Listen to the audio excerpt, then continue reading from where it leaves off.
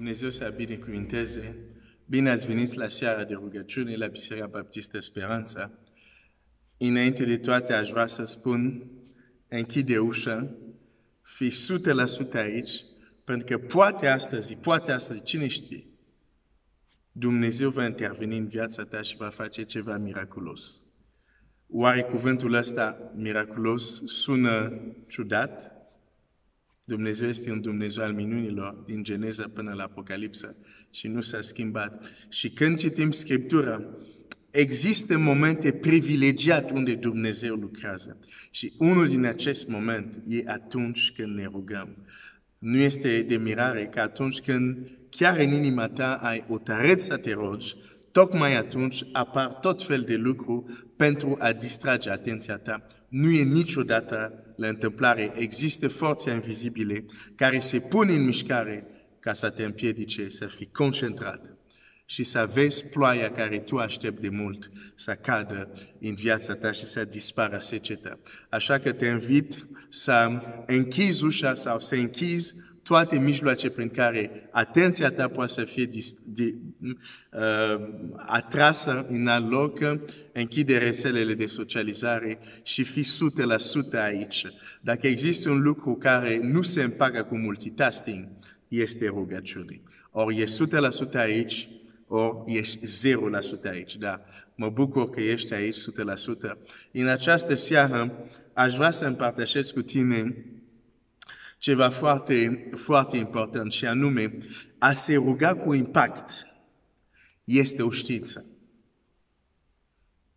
În textul care îl citim de ceva timp, Luca 11, versetul 1, într-o zi, Iisus se ruga într-un loc anumit. Când a ispravit rugăciunea, unul din ucenicii lui a zis: Doamne, învață-ne să ne rugăm cum a învățat și Ioan pe ucenicii lui. Ucenicii au înțeles că rugăciune se învață.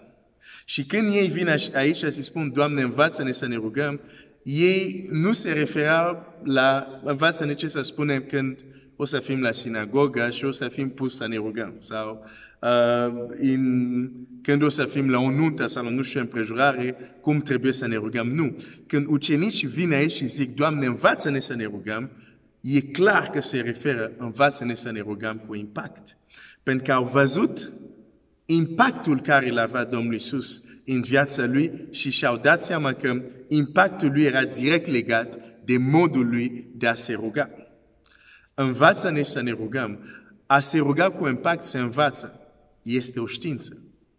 Și în această seară este gândul care vreau să-l împărtășesc cu tine pentru a te motiva și să vedem în Scriptura ce putem îmbunătăți în modul nostru de a ne ruga ca să avem impact, ca să avem rezultate. Pentru început, hai să ne rugăm că Dumnezeu să fie cu noi în acest timp de rugăciune, să fie chiar o întâlnire între noi și El. Hai să ne rugăm.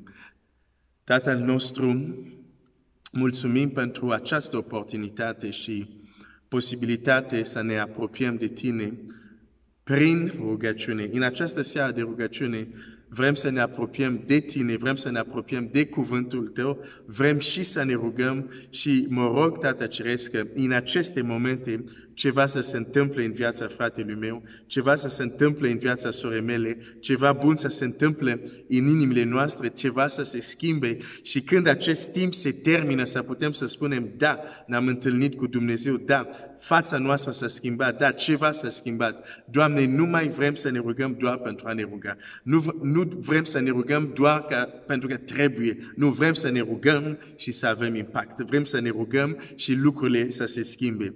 Învață-ne, așa cum au zis ucenici, Doamne, învață-ne să ne rugăm. În această seară, învață-ne să ne rugăm. Și mă rog că Tu să-mi dai cuvinte și înțelepciune să le spun într-un mod încât fiecare poate să înțeleagă ce vrei să ne transmit, ce vrei să ne înveți în această seară. Îți mulțumesc pentru protecția Ta, îți mulțumesc pentru prezența Ta și pentru timpul care îl vom avea în această seară, în numele lui Iisus. Amin. Aș vrea să încep cu o mărturie. Ceva care mi s-a întâmplat când Eram un adolescent, probabil aveam, nu știu, 13 ani, 14 ani, nu mai știu exact. Ce important este să înveți pe copiii tăi să se roage. Nu aștepta să știe să scrie neapărat. Poți să înveți copilul tău această rugăciune care urmează mai departe Tatăl nostru la copilul tău, pentru că nu știi când va avea nevoie de ea. Și Biblia zice, învață copilul. Mulțumesc pentru mama, mulțumesc lui Dumnezeu pentru mama, pentru mama mea, pentru că m-a învățat să mă rog de când eram mic. M-a învățat să spun Tatăl nostru. Erau rugăciuni învățate, alte erau rugăciuni scrise care le spuneam, dar au pus în mintea mea, în inima mea, importanța de a mă ruga. Rugăciune cu impact.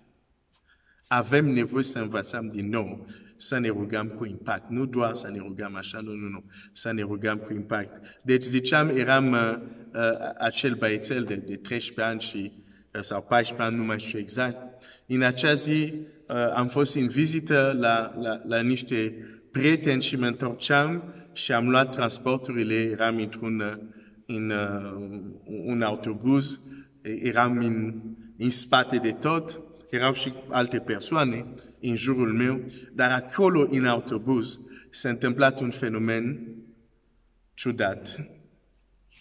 Și unul zice, din nou începe. Dacă tu ești doar pământen,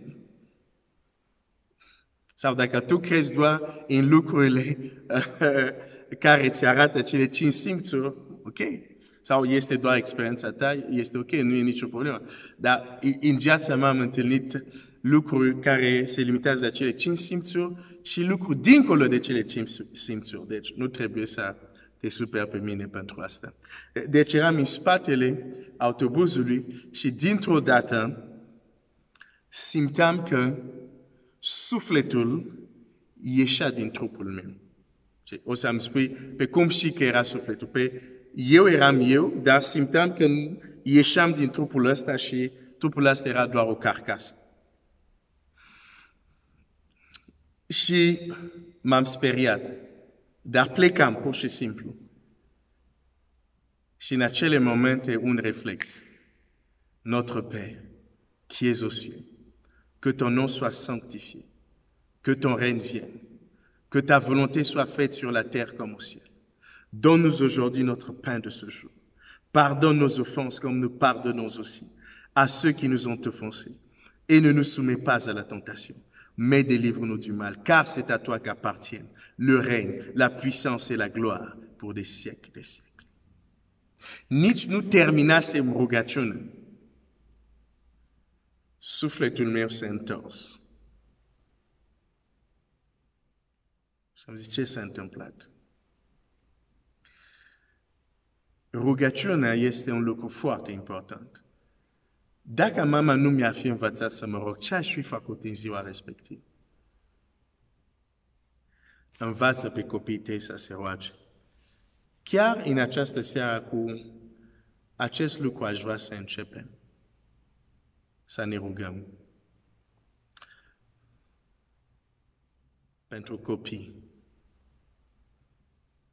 Pentru că dacă te uiți la ce se întâmplă azi, dacă te uiți în desene animate, dacă te uiți în media, în filme și pentru copii, da? O să înțelegi că cineva vrea să transmită o filozofie, un mod de a gândi, anumite lucruri la copii când sunt ei mici. 2 ani, 3 ani, 4 ani. Nu trebuie să fie mari. Și când cei din partea cealaltă, cred că știi cine numesc cei din partea cealaltă, când cei din partea cealaltă nu așteaptă 7 ani, dar de la 3 ani inițiază deja, învață deja anumite lucruri. Uneori noi dormim și zicem, are încă 3 ani doar.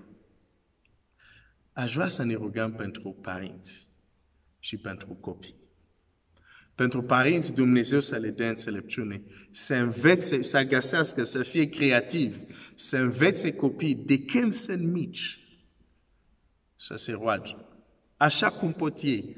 Cu 2-3 cuvinte nu contează, dar să fie imprimat această disciplină a rugăciunii. Și să ne rugăm pentru copii, roagă-te pentru copiii tăi, pentru nepoți, pentru copii din biserica ta, ca cel rău să nu reușească să transmită ce vrea să transmită, filozofia, gândurile, modul de a gândi, dar biserica, părinții, frați,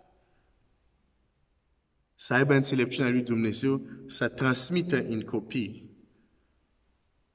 să învețe copiii să se roage și, bineînțeles, să învețe copiii despre Dumnezeu, despre cuvântul lui, despre bunătatea lui. Hai să ne rugăm acum.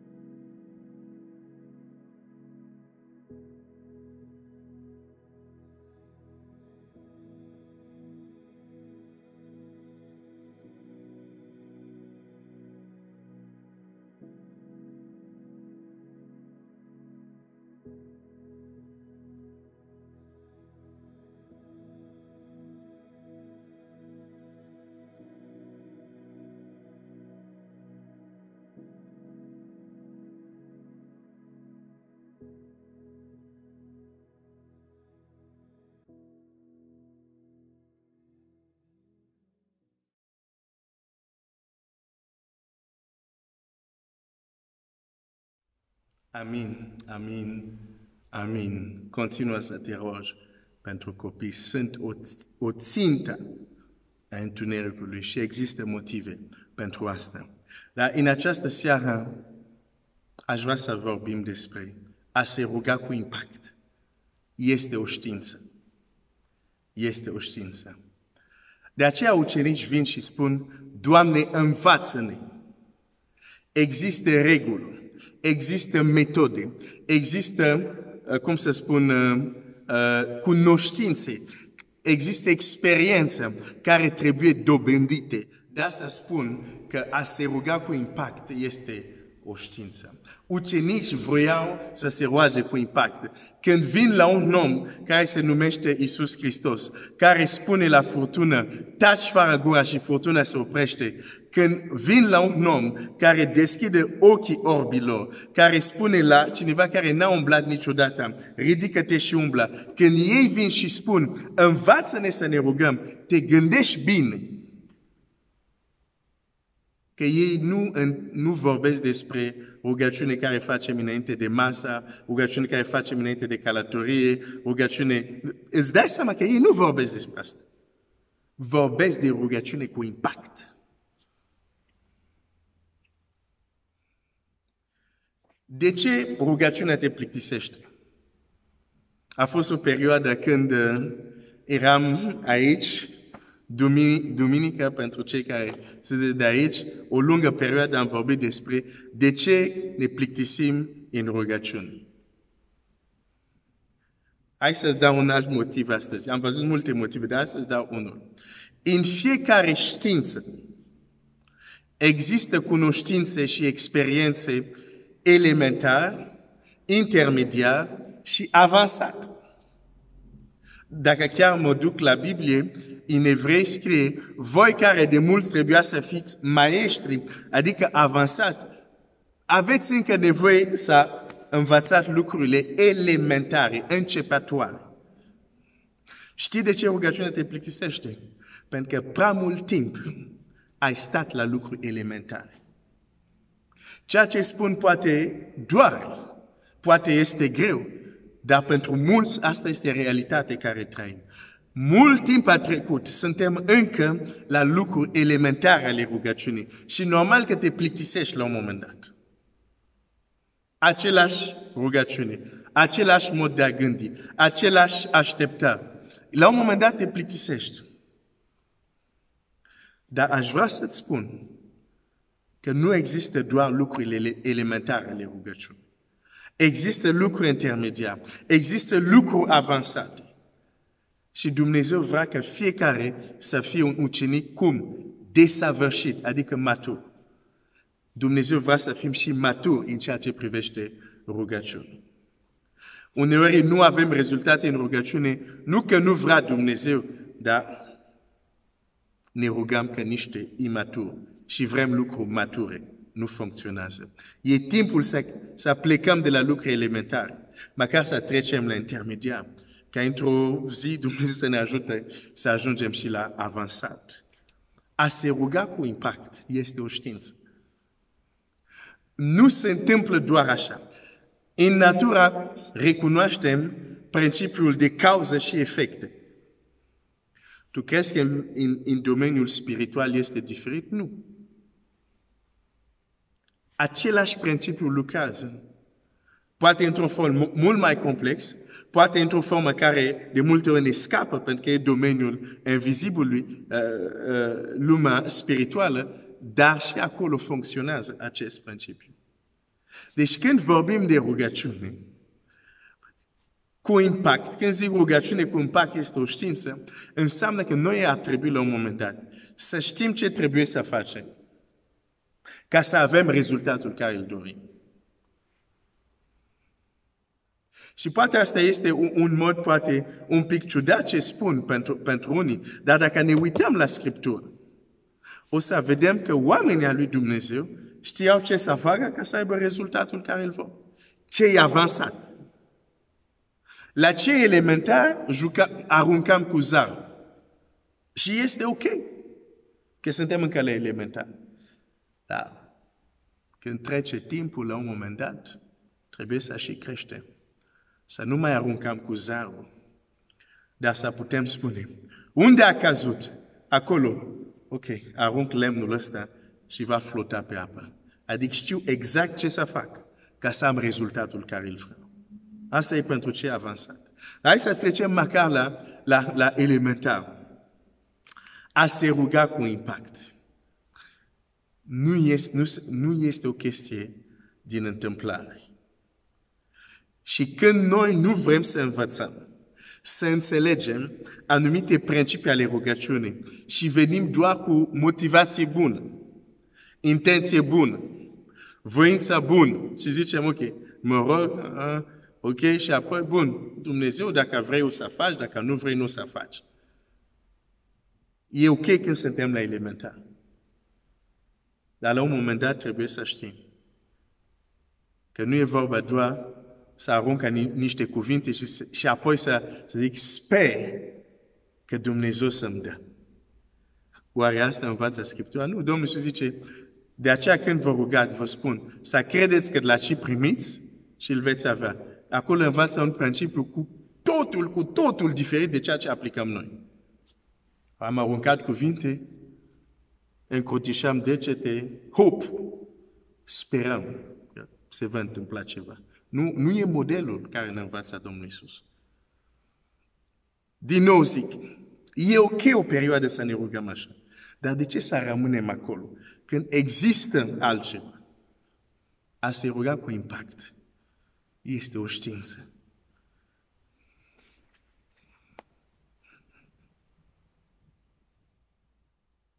Doamne, învață-ne să ne rugăm.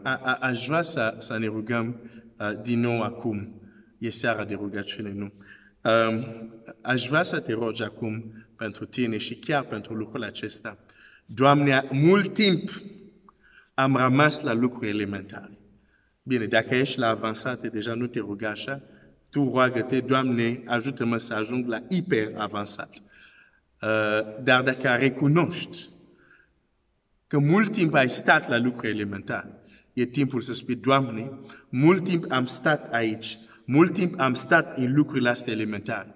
Dar în această seară mă rog, ajută-mă, deschide mintea, dă-mi un duh de descoperire de înțelepciune, să înțeleg rugăciune într-un mod mai matur. Mai matur. Ca să pot să mă rog matur. Ca să uit ceea ce este al copilului. Vrei să te rogi? Pentru creștere, pentru maturitate. Hai să ne rugăm.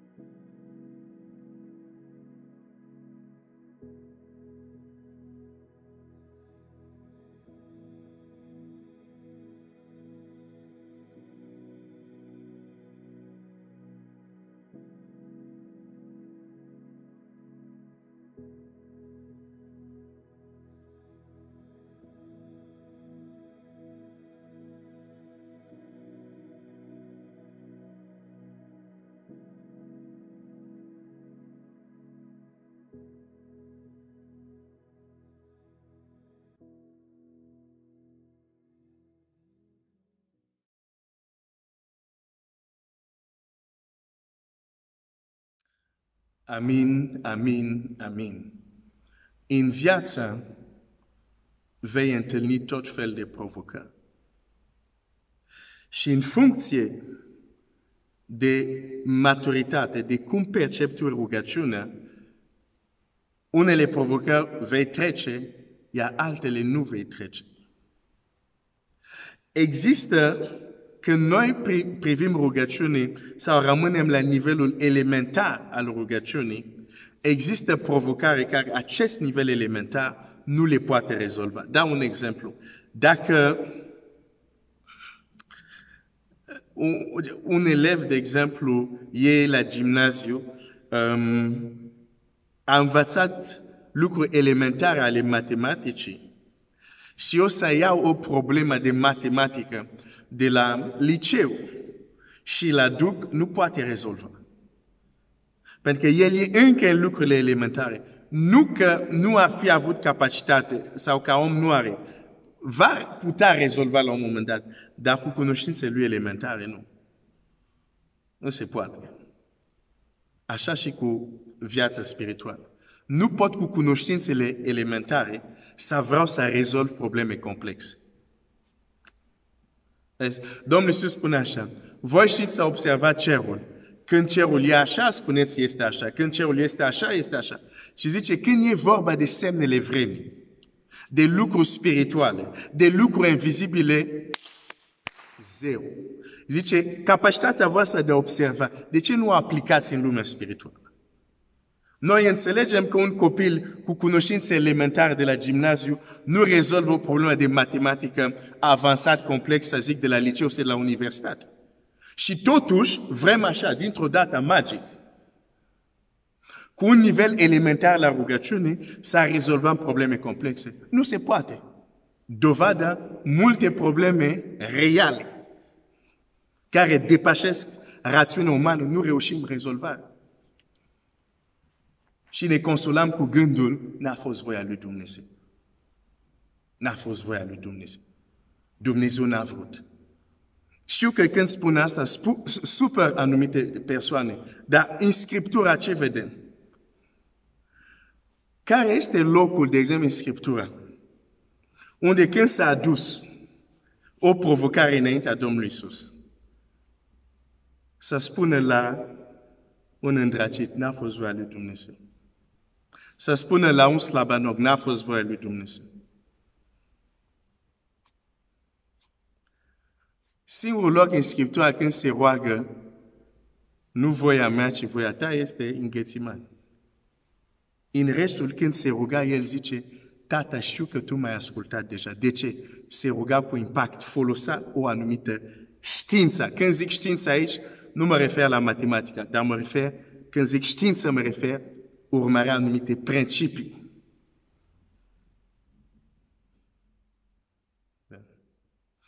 Cu siguranță, mereu când vorbesc despre asta, parcă trebuie să folosesc mănuși.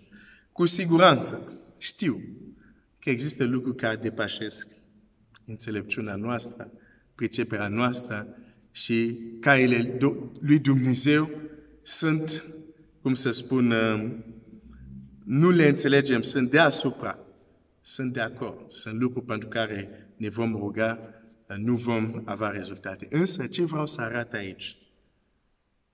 De regulă generală, rugăciunile noastre nu sunt ascultate și nu ne deranjează aceste lucruri. Și ne consolăm cu chestii de genul, n-a fost voia Lui, Dumnezeu știe.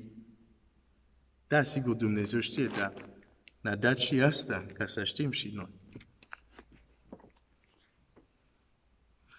Deci, dacă vrem să rămânem la lucruri elementare, înțeleg că este confortabil.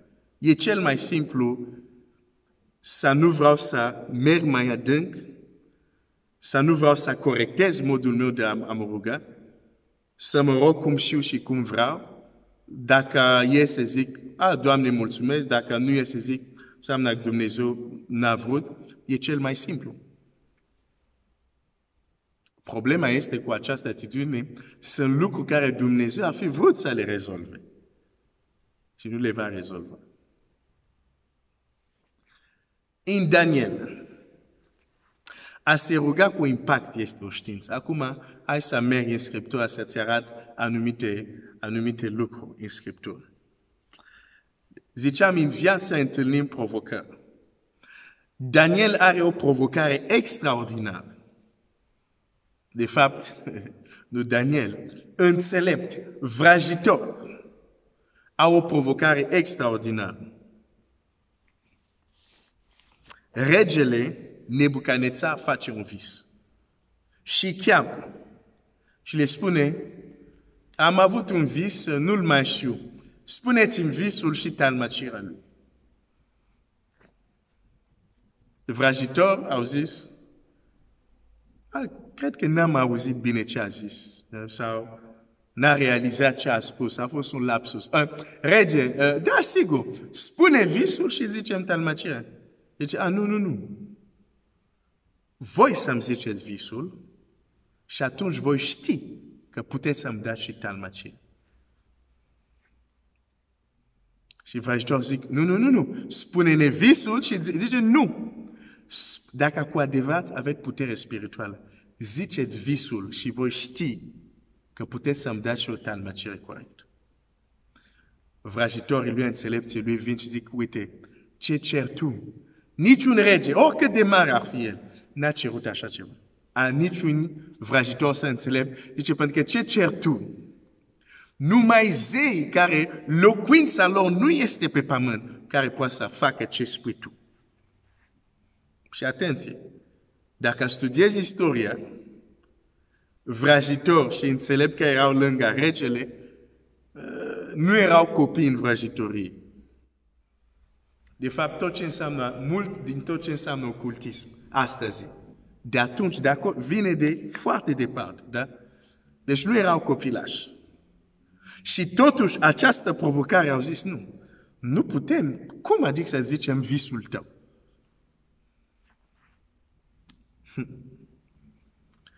Și regele era foarte supărat și zic, ok, bun, dacă nu-mi spuneți, sunteți executați, dacă a reușit, o să vă binecuvintez cu multe bogății. Și Daniel află și zice, da, de ce porunca împăratului este așa aspră? Pe uite așa și așa. Bun. Totuși, dacă Daniel era elementar în rugăciune, tu crezi că ar fi făcut ce a făcut? Dacă Daniel tot ce știa era să se ducă într-un loc și să zică, Doamne, uite care este problema, fă tu ceva, poate îmi descoperă sau poate nu. Dacă Daniel avea această atitudine sau această filozofie, tu crezi că ar fi făcut ce a făcut?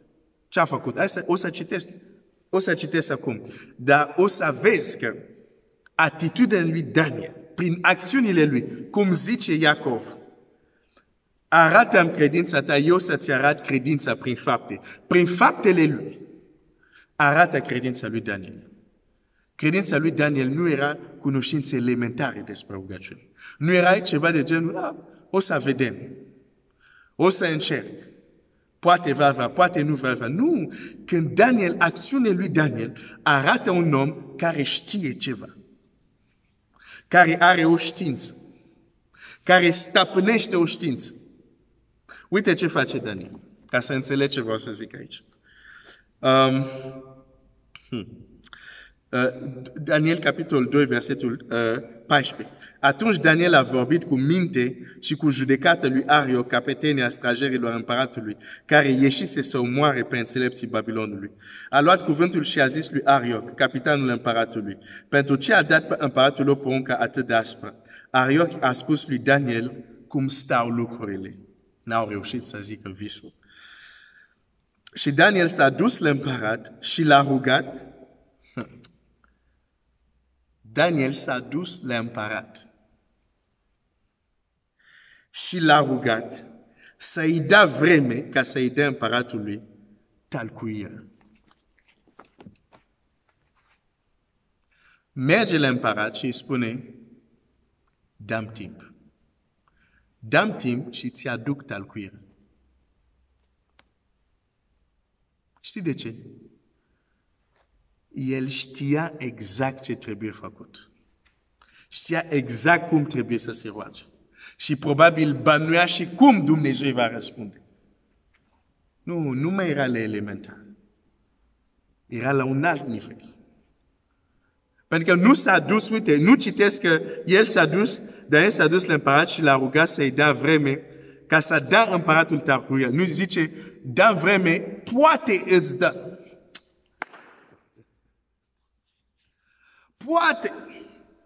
Poate o să-ți dau. Nu. El vine zice, dăm timp. Dacă îmi dai timp, eu știu ce să fac în timpul respectiv ca să-ți aduc talcuirea. Zice, tot ce este timp.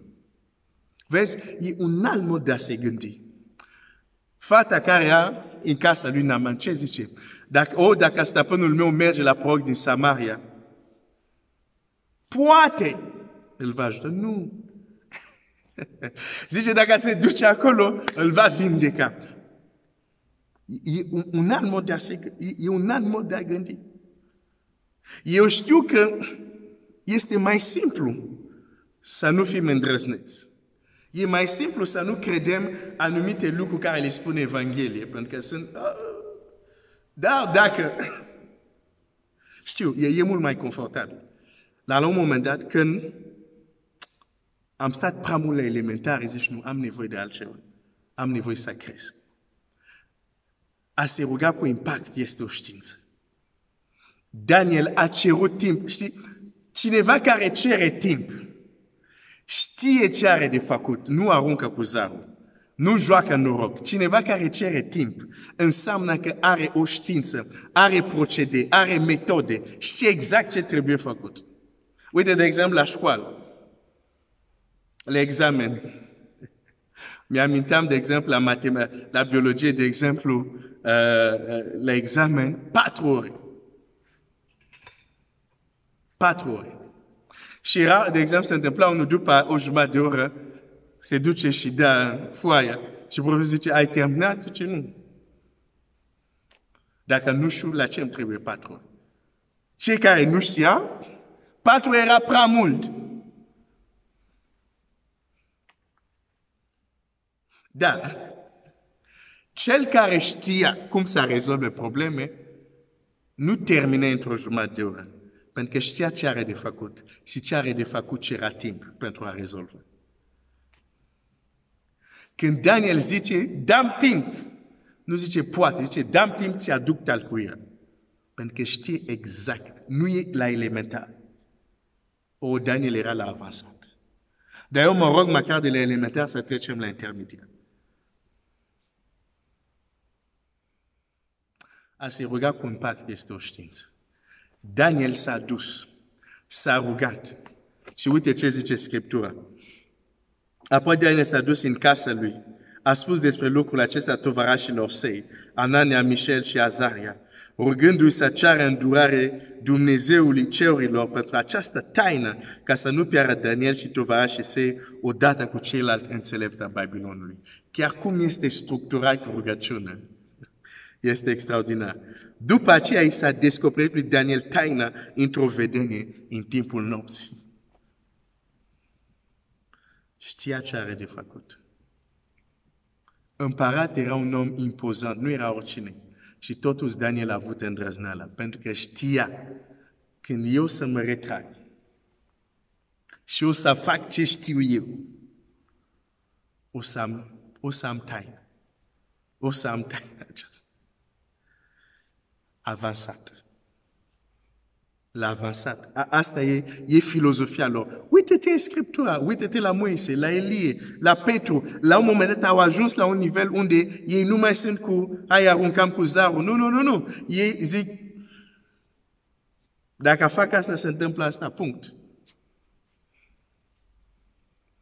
Nu zic că trebuie să ajungem așa avansat. Deși nu ar fi rău. Dar oare nu ar trebui totuși la un moment dat să lăsăm lucruri elementare, măcar să trecem la intermediar.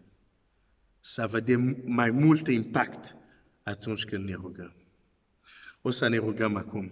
După o să citesc un alt. O să-ți arăt că oamenii ăștia, unii din ei, nu aveau modul nostru de a gândi.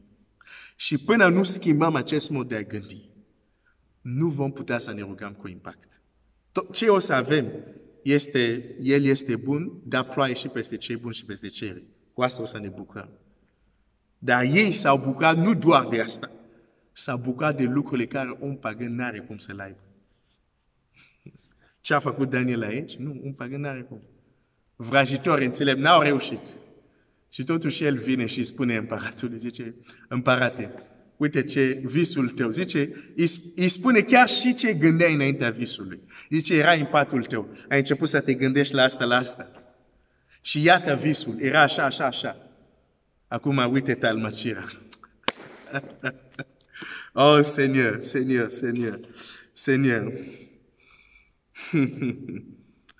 Oh Seigneur. Ai, Seigneur. Știi ce verset căutam aici? Căutam versetul 46.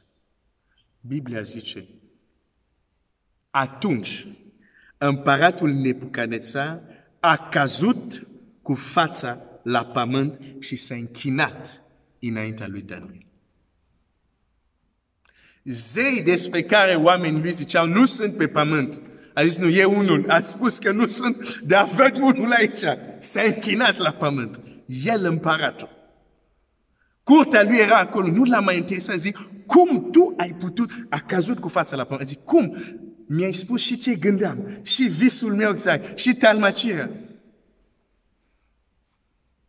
Dar ce a produs asta? Un om care se ruga avansat. Un om care se ruga cu impact. Hai să ne rugăm. Hai să ne rugăm. Roagă-te pentru tine, pentru familia ta. N-am rugat pentru copii. Aș vrea să te rogi pentru familia ta sau familiile care sunt în jurul tău. Pentru protecție. Protecția familiilor. Pentru că familiile creștine să fie un loc, un adevărat loc de închinare. Cu adevărat, nu că spunem noi, dar Dumnezeu chiar să vadă în familiile creștine un loc de închinare, unde Dumnezeu îi se aduce închinarea lui Dumnezeu în duh și în adevăr. Experiența care o trăim acum poate ne reînvață cât e de important, nu doar să ne închinăm când ne întâlnim în clădirea de duminică, dar să avem închinare în casă, să ne închinăm chiar acolo în casă, să avem biserică. Nu e mereu simplu, pentru că atunci soția trebuie să vadă nu soțul, dar preotul casă. Și nu e totdeauna simplu să funcționezi în diverse roluri. E nevoie de înțelepciune, e nevoie de pricepere, e nevoie de dragoste. Hai să ne rugăm pentru familie creștine, familia ta, familie din biserica ta, să fie locul de închinare pentru Dumnezeu. Hai să ne rugăm.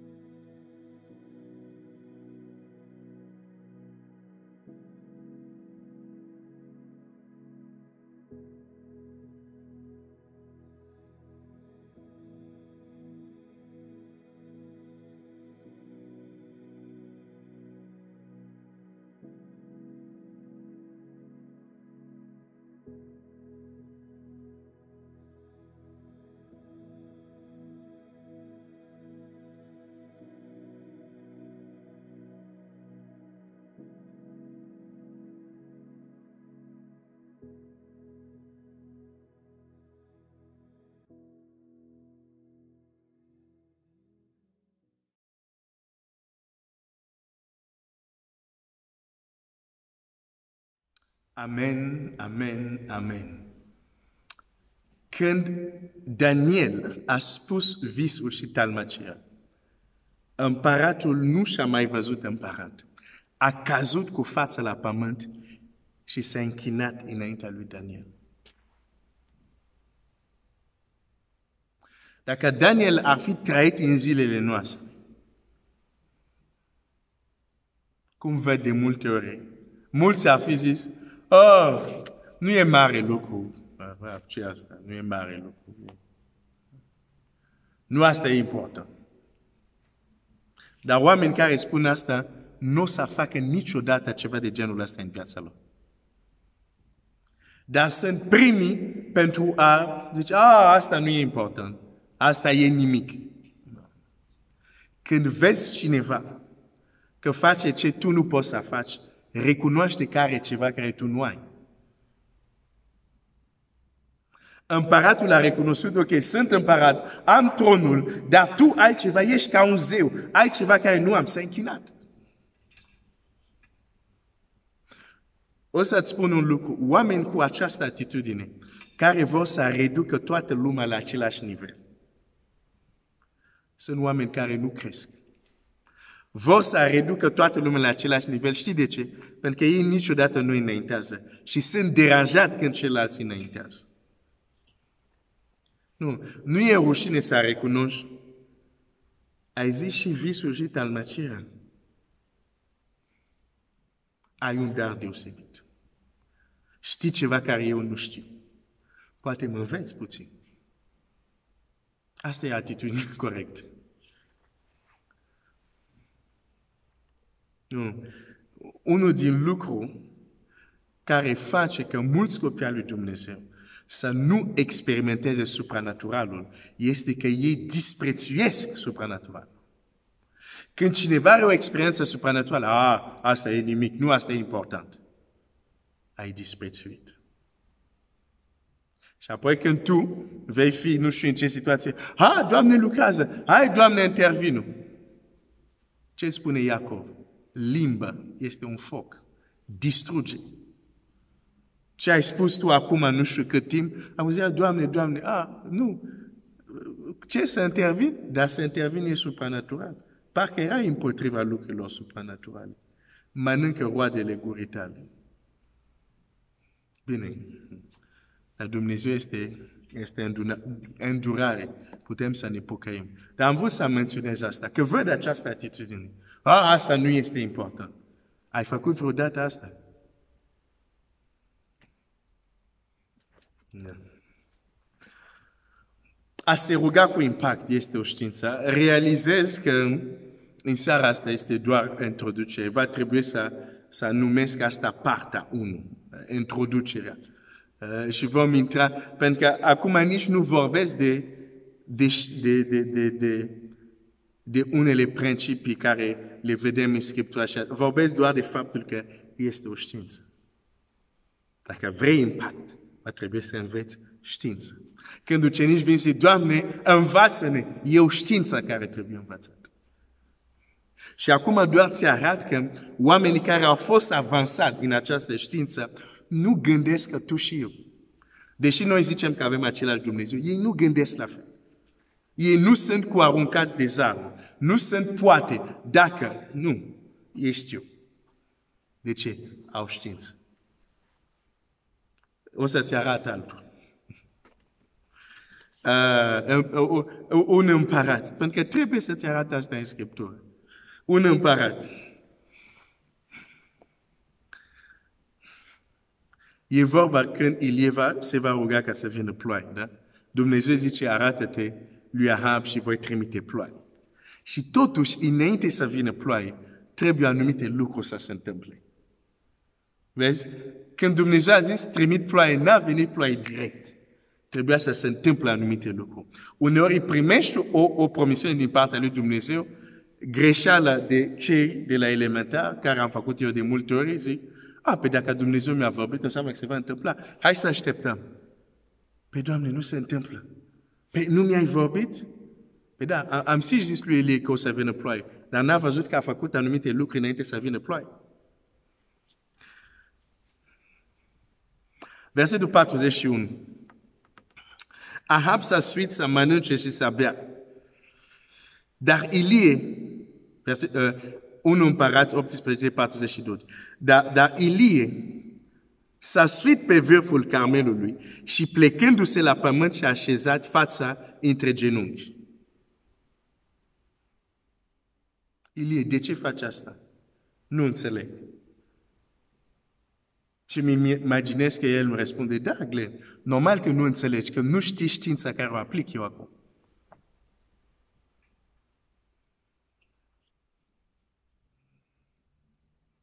De ce e această poziție?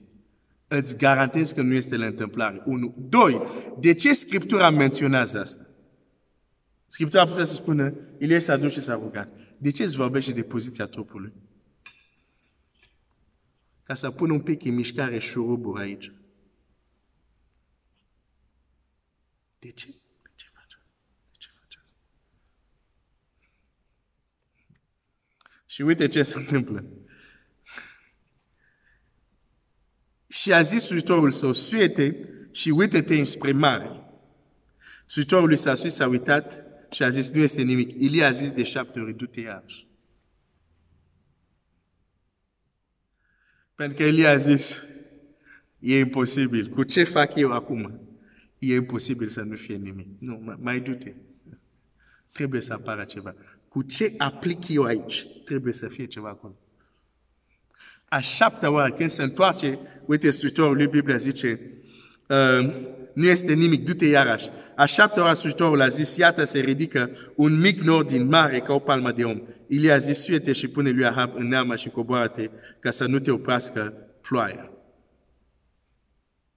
Când a apărut acel mic nor, Ilie a oprit rugăciunea.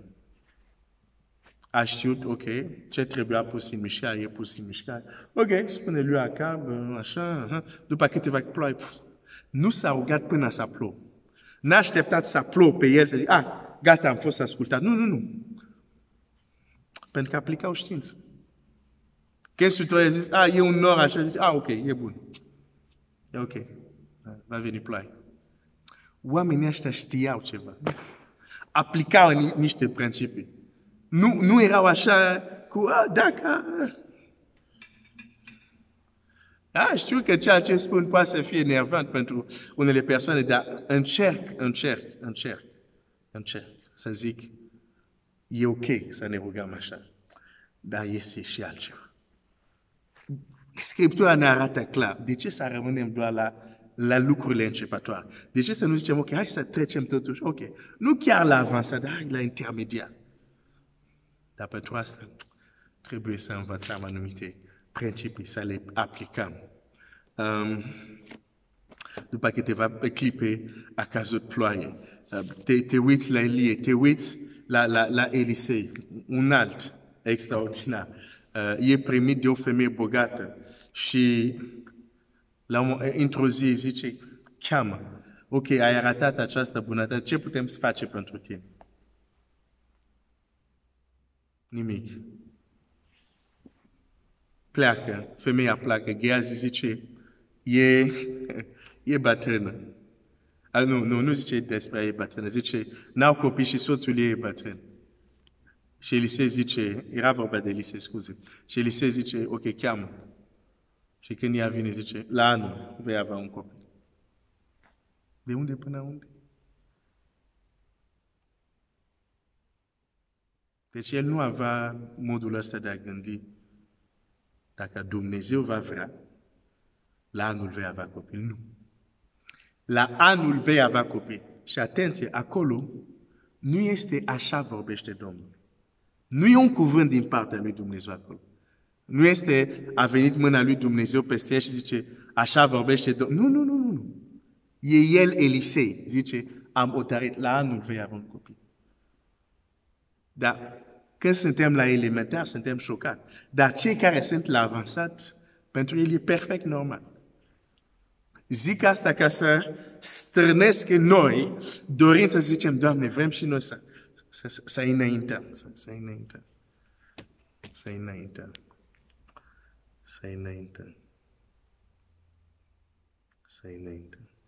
Hai să ne rugăm acum. Dacă vrei să te rogi, împreună cu mine, apoi o să mai citesc un text și apoi ne vom ruga și vom încheia. A se ruga cu impact este o știință și acum e doar partea 1, pentru că sunt prea multe lucruri de spus. Dar aș vrea acum să te rogi pentru să cerem acest lucru care și Pavel a cerut pentru cei de la Efes care aveau o credință exemplară, dar zice, mă rog că Dumnezeu să vă dea un duh de înțelepciune și de pricepere și de descoperire. Și roagă-te asta pentru tine, pentru că avem nevoie, pentru că există lucruri care, oricât n-am străduit cu mintea noastră, parcă nu intră, parcă ceva avem nevoie de înțelepciunea lui Dumnezeu, de descoperirea lui Dumnezeu. E bine să ne luptăm cu mintea, cu rațiune, să încercăm să înțelegem. E o responsabilitate care o avem, dar trebuie să înțelegem că există un moment, există un nivel unde trebuie să recunoaștem, cum a recunoscut Daniel, există un Dumnezeu în cerul care descoperă taine. Și există lucruri, oricât aș încerca, nu pot. Am nevoie de descoperirea Lui, am nevoie de înțelepciunea Lui. Și dacă și crezi și tu că ai nevoie, hai acum să ne rugăm pentru asta, Doamne, înțelepciune, pricepere, descoperire, ca să înțeleg mai bine cuvântul tău, ca să te cunosc mai bine. Hai să ne rugăm.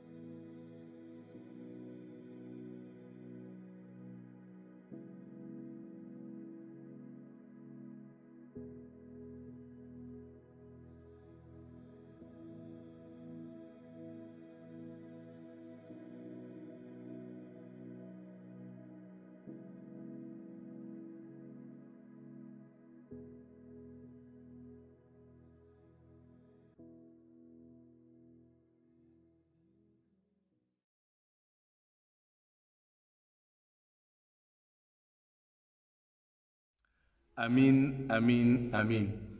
Dumnezeu zice, de fapt, Pavel zice, fiți imitatorii mei cum eu, sau urmașii mei cum eu sunt urmașii lui Hristos. Noi trebuie să imităm și dacă trebuie să imităm pe acest exemple de credință, trebuie să le imităm și în modul lor de a se ruga. Și dacă le imităm în modul lor de a se ruga, vom elimina anumite moduri de a gândi, anumite abordări ale rugăciunii, pentru că ei nu au abordat rugăciune în felul acesta. Este ok să abordăm asta la elementar, la un moment dat, hai să trecem măcar la intermediar și apoi cu ajutorul lui Dumnezeu la ceva mai avansat. Mai vreau să citesc două texte în această seară și sunt două împrejurări similare, dar aș vrea să citim atent din nou. Da? Biblia este un concentrat. Fiecare detaliu ne spune o istorie, ne spune ceva dacă suntem atenți. Atât Domnul Iisus, atât și Petru au fost în situații unde trebuia să se ducă într-un loc unde murise cineva. Da? Și chiar o să citesc acum și apoi o să încheiem cu rugăciune. Marcu 5, versetul 38. Au ajuns la casa fruntașul sinagogii, acolo Iisus a văzut o zarvă și pe unii care plângeau și se tânguiau mult. A intrat înăuntru și le-a zis, pentru ce faceți atâta zarvă și pentru ce plângeți? Copila n-a murit, ci doarme. Aici vreau să fac o mică paranteză. Când Domnul Iisus spune asta, nu glumea. Din prisma lui, moartea este un somn. Și atunci iese în limbajul lui. Nu, Doamne, moartea este un somn. Da? Și deja vedem aici o problematică. Ei văd fata, zic, a murit. El vede același fetiță, zice, Doamne. Adică moartea este un somn.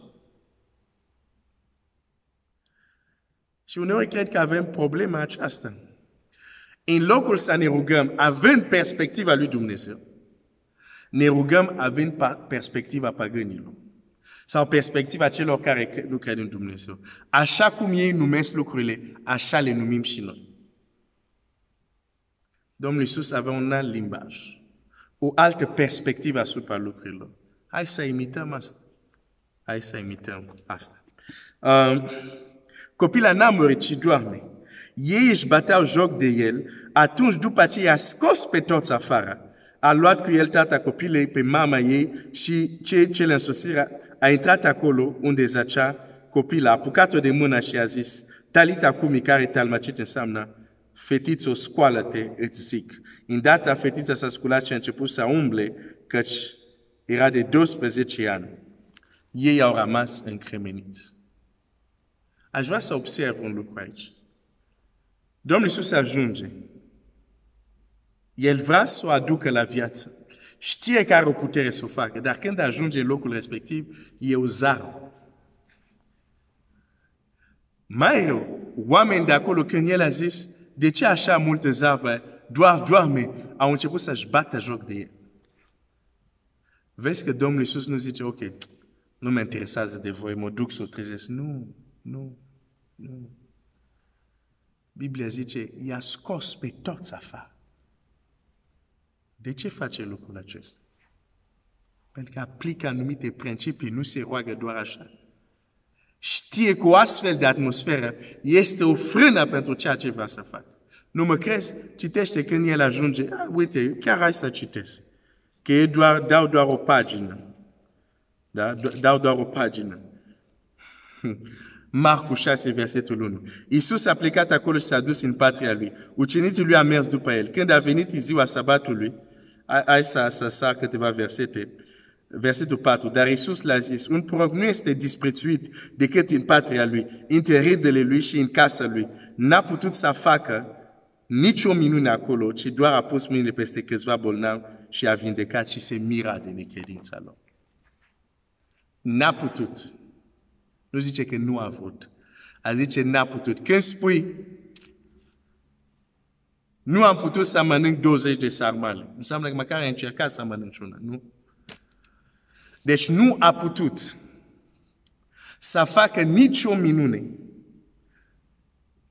A pus doar mâinile pe câteva și a vindecat. Dar vindecarea era o manifestare mai mică decât minunile care vrea să le facă. Deci se întâmplă când disprețuiești, pentru că ei îl disprețuiau, când disprețuiești anumite lucruri, Dumnezeu care vrea să facă asta, o să facă doar atât. Vreau să fac minuni, dar o să fac doar așa, pentru că tu disprețuiești anumite lucruri. Tu disprețuiești anumite daruri ale Duhului Sfânt. Hai să zic așa direct.